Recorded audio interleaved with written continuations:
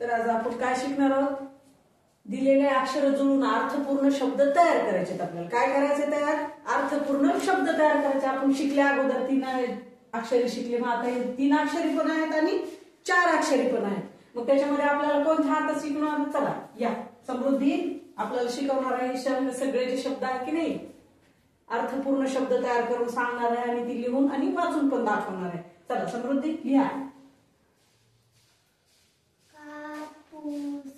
असं सरळ लिहा, सरळ लिहा. असं इकडं सरळ लिहा, तिकडं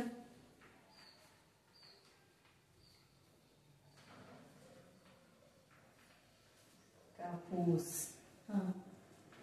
हे काय आलंय? माणूस. माणूस.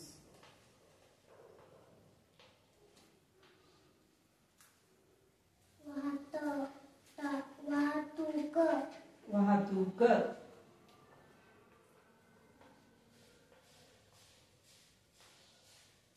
टरबूज.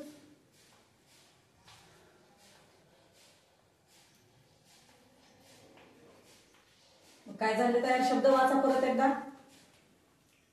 कापूस, माणूस, वाहतूक, टरबूज. टरबूज. चला शाबास, छान म्हणून दाखवले की नाही? छान शब्द तयार केले ना.